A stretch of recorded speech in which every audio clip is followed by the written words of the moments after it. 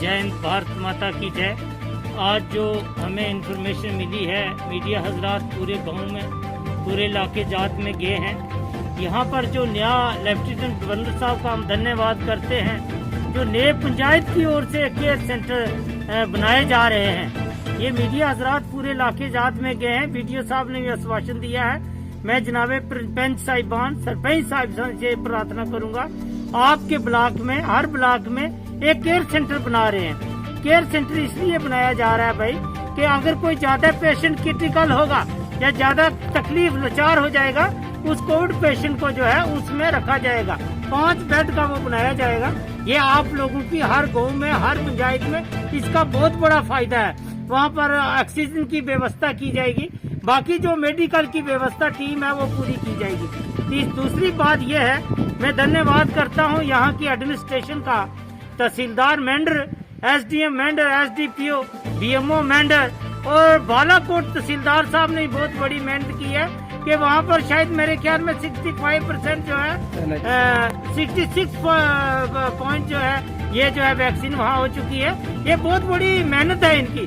और दूसरा मनकोट के अंदर तहसीलदार साहब ने बहुत बड़ी मेहनत की है। हमारी तहसील मेंढर के अंदर जो है बहुत ज्यादा मेहनत कर रहे हैं हमारे जो जितने ही ऑफिसर साहिबान हैं। वीडियो साहिबान की भी आज सुबह एक स्टेटमेंट आई है, उनका भी हम धन्यवाद करते हैं। मेरी पंचू, सरपंचू से, डीडीसी चेयरमैन, बीडीसी चेयरमैन से यही हाथ जोड़ करके प्रार्थना रहेगी कि आप अपने इलाका जात में अपने लोगों को बाइज्जत बचाएं, इनको समझाएं, ज्यादा से ज्यादा वैक्सीन करें ताकि हम इस बीमारी से निजात पा सकें।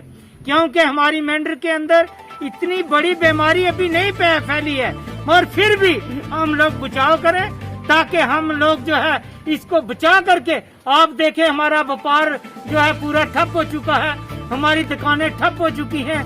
हमारी जो बच्चियों की शादी थी, अभी ये शादियों का सीजन है, इसमें जो है दुकानें नहीं खुल रही हैं। कल परसों 2-3 ऐसे लोग मेरे पास आ गए कि जिन्होंने कहा हमारी बेटी की शादी है, तो बाजार में जब हम गए तो बाजार टोटली बंद था।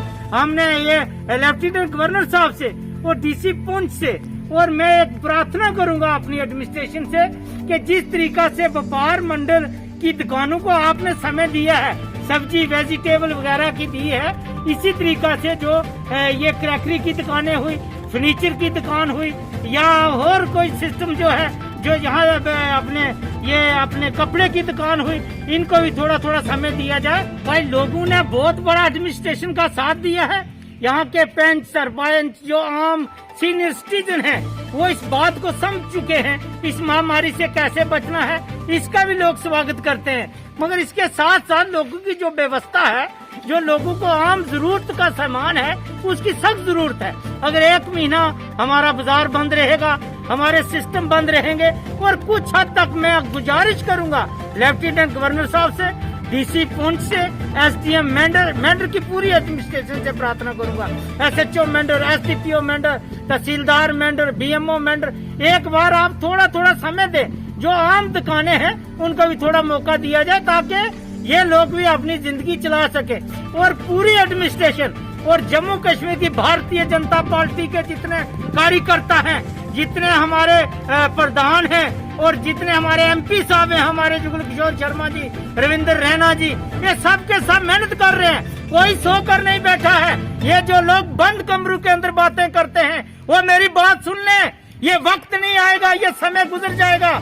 ये जो ऐसा मुश्किल घड़ी है, इसमें आप एक साथ मिल करके सबका साथ दें। यहाँ कोई बीजेपी की बात नहीं है, एनसी की बात नहीं है, कांग्रेस की बात नहीं है, टीडीपी की बात नहीं है, ये समाज की बात है।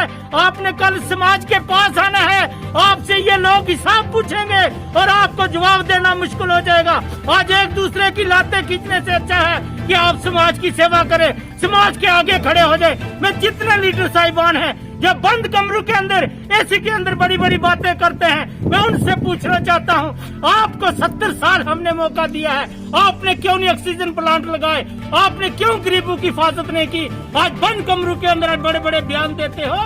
ये बयान से बाँचो और समाज के पास आपको आना पड़ेगा। एक एक बात का आपको जवाब देना पड़ेगा। यहाँ पर कोई पक्ष नहीं है। प्रधानमंत्री श्री नरेंद्र मोदी जी हमारी जम्मू कश्मीर की झूठी सरकार, लेफ्टिनेंट गवर्नर साहब, हम उनके साथ, समाज के साथ कंधे के साथ कंधा मिलाकर खड़े हैं और भारतीय सेना के साथ भी खड़े हैं। मैं सबसे प्रार्थना करूंगा, बाहर निकले, समाज की सेवा करें। आज समाज दुखी है, संकट की घड़ी। और शर्मा जी से बात हुई है, रविंद्र रैना जी से बात हुई है। आप देखें कि आज सुंदरबनी के अंदर जो ऑक्सीजन प्लांट लगाया उसका उद्घाटन किया है, वो भी लगे हुए हैं, एकदम तन मन धन से लगे हुए हैं। आपको कोई परेशान होने की जरूरत नहीं है। उनके कार्यकर्ता यहाँ बैठे हैं, डिस्ट्रिक्ट के अंदर हमारी टीम बैठी है, प्रदीप शर्मा, सुनील गुप्ता जी, मेंढर के अंदर हमारा पूरा मंडल प्रधान बैठा है, देवेंद्र कुमार टंडन, हाजी लियाज साहब, ये जितने लीडर हैं, हम जितने भी कार्यकर्ता हैं, हम समाज के साथ जुड़े हुए हैं, उनके साथ कंधे के साथ कंधा मिलाकर खड़े हैं। मैं बीएमओ साहब का शुक्रिया अदा करता हूं, जिन्होंने एक बहुत बड़ी डिमांड रखी है ऑक्सीजन की। ये ऑक्सीजन का प्लांट लगेगा, जो भी डिमांड मेंढर की होगी हम लड़ करके, झगड़ करके आपके लिए लाएंगे। मैं लेफ्टिनेंट गवर्नर साहब का धन्यवाद करता हूं और डिस्ट्रिक्ट की पूरी टीम का धन्यवाद करता हूं। जय हिंद, भारत माता की जय।